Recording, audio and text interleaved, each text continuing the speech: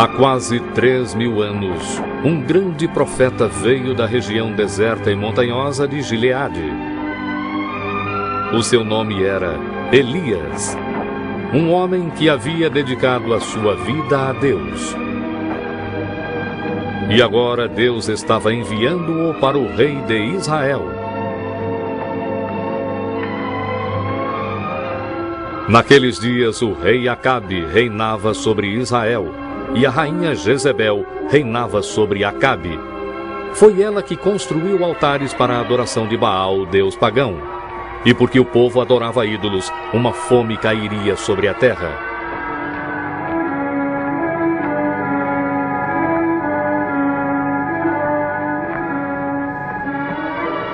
Viva o Senhor Deus de Israel, a quem eu sirvo.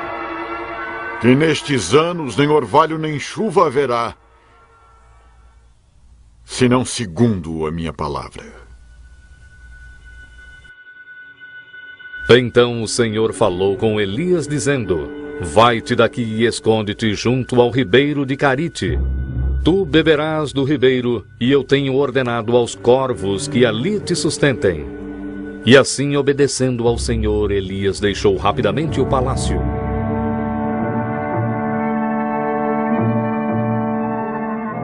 E Elias viveu no deserto e bebeu do ribeiro de Carite, e os corvos lhe traziam pão e carne toda manhã e toda noite. Dessa forma, Deus lhe dava comida. Mas depois de algum tempo, o ribeiro secou porque não havia chuva. Então o Senhor falou de novo com Elias, dizendo: Levanta-te, vai a Sarepta e habita ali. Eu ordenei a uma viúva que vive lá que te sustente.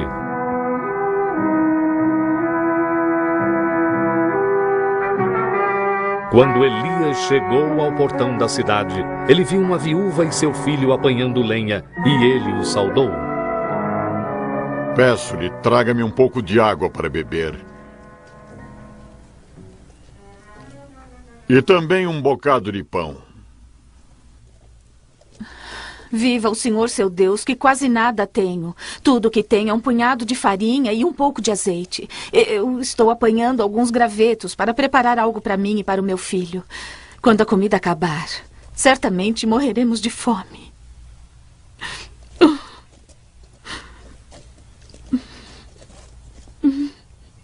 Não tema. Vá e faça o que eu disse. Porém, faça primeiro para mim um pão pequeno. Depois fará para você e para o seu filho. Porque assim diz o Senhor de Israel: a farinha da panela não se acabará, e o azeite da botija não faltará, até o dia em que o Senhor der chuva.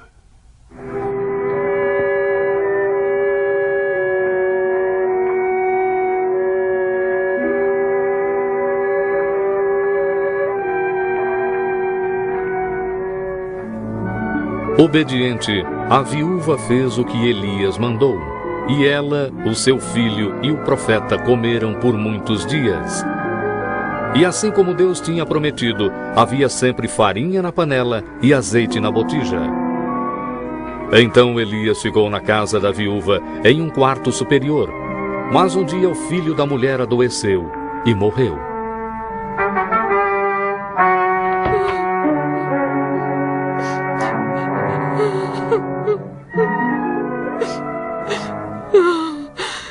Deixe-me em paz, homem de Deus. Você veio para me lembrar dos meus pecados e matar o meu filho. Dê-me o seu filho.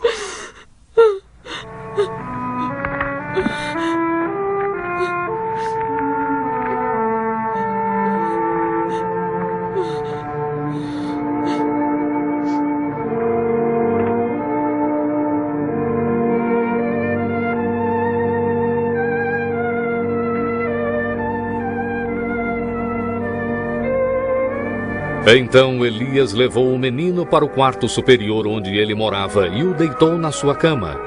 E quando eles ficaram sozinhos, ele orou ao Senhor. Ó Senhor meu Deus, Faze este menino viver de novo.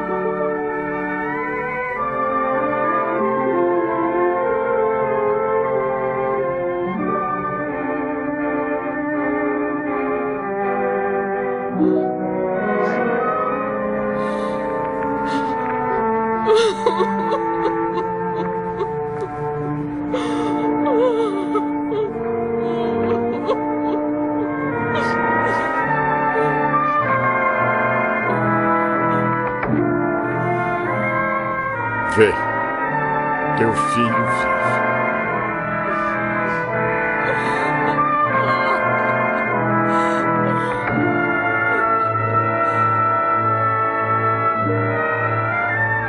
Um dia, Elias enviou um mensageiro ao rei Acabe para avisá-lo que queria falar com ele. É você quem tem perturbado Israel? Eu não tenho perturbado Israel, e sim você e a sua casa, porque você abandonou os mandamentos do Senhor e adorou a Baal. Envie homens para juntar todo Israel no Monte Carmelo, e também os 450 profetas de Baal, e os 400 profetas de Azera, que comem da mesa de Jezebel.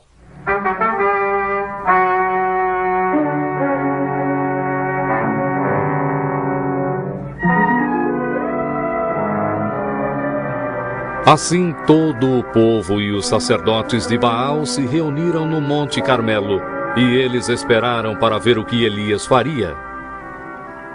Até quando se dividirão entre dois pensamentos? Se o Senhor é Deus, sigam-no. E se é Baal, então sigam-no. Deem-nos 2 bezerros, e que os profetas de Baal escolham para si um dos bezerros e o dividam em pedaços e o ponham sobre a lenha. Porém, não lhe metam fogo. Eu prepararei o outro e o porei sobre a lenha, e não lhe meterei fogo. Então invoquem o nome do seu Deus, e eu invocarei o nome do Senhor. E o Deus que responder pelo fogo, esse será Deus.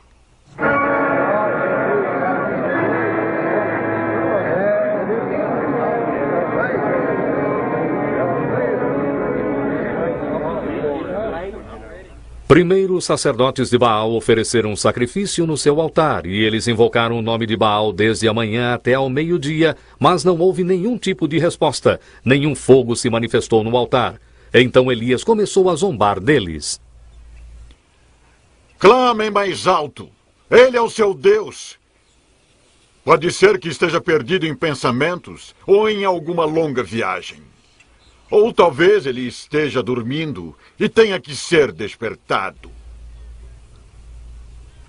Os sacerdotes de Baal clamaram mais alto e continuaram até tarde, mas ainda assim não houve resposta.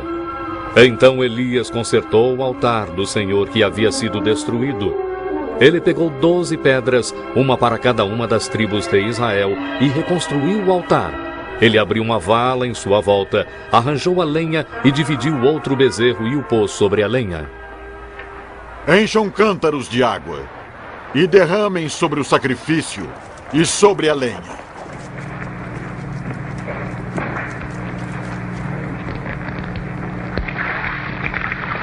Repitam uma segunda vez. E uma terceira vez.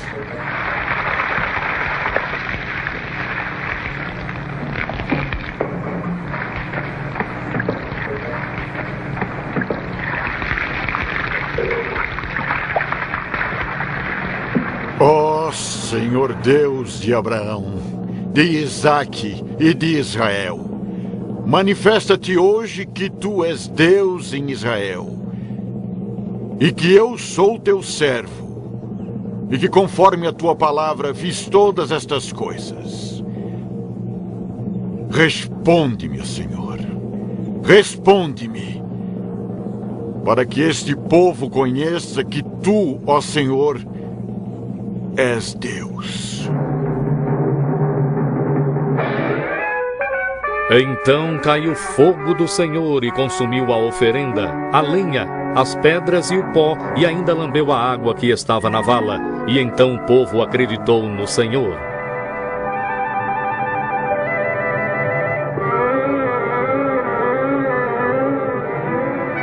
Lancem mão dos profetas de Baal, que nenhum deles escape.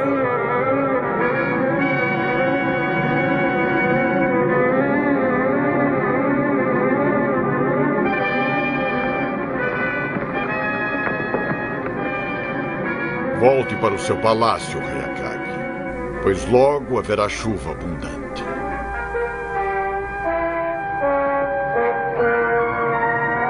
Mas quando Acabe contou a Jezebel tudo o que Elias havia feito e como ele matara todos os profetas de Baal, a rainha gritou enfurecida: Que os deuses me punam se eu não matar Elias amanhã a esta hora!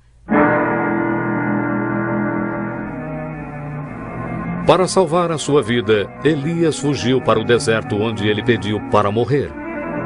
Mas um anjo do Senhor veio e o alimentou e o consolou.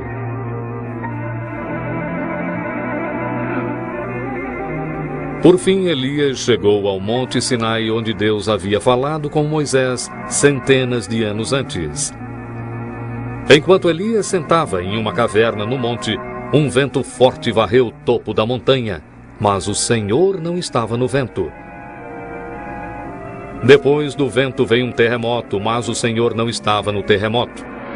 Depois do terremoto veio fogo, mas o Senhor não estava no fogo. E depois do fogo veio o som de um sopro delicado.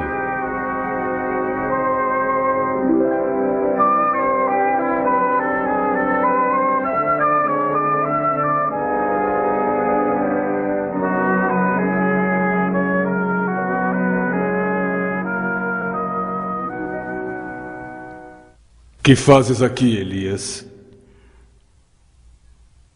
Eu tenho lutado por ti, ó Senhor Deus dos exércitos, porque o povo abandonou o teu concerto. Eles derrubaram os teus altares e mataram os teus profetas. Agora eu sou o único que sobrou. E eles estão tentando tirar a minha vida. Então Deus garantiu a Elias que ele estava enganado, que ainda havia 7.000 em Israel que não tinham se curvado a Baal. Ele também mostrou a Elias que o seu trabalho continuaria. Elias logo ungiria um outro profeta que continuaria o seu trabalho.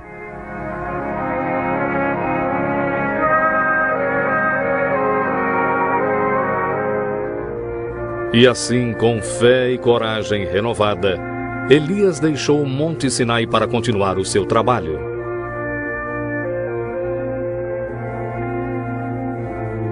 Mais tarde, quando Elias passou por um campo onde um jovem estava lavrando, de nome Eliseu, ele pôs a sua capa sobre Eliseu para mostrar que Deus o havia escolhido para ser o próximo grande profeta de Israel.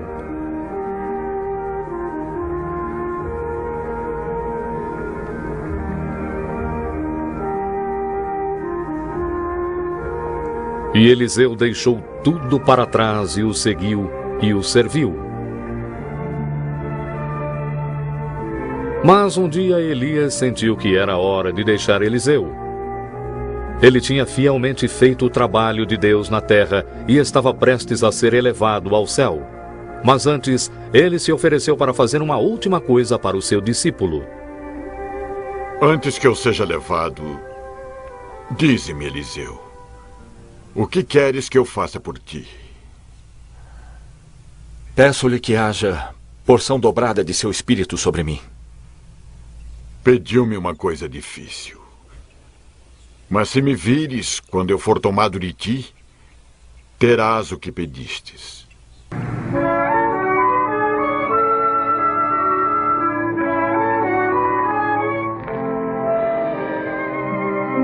Eliseu viu um carro de fogo e cavalos de fogo que ficaram entre ele e Elias. E Elias subiu ao céu em um redemoinho. Então Eliseu pegou a capa de Elias que tinha caído no chão e partiu para realizar o trabalho do Senhor, pois ele sabia que desse dia em diante o Espírito do Senhor estaria com ele, assim como havia estado com Elias.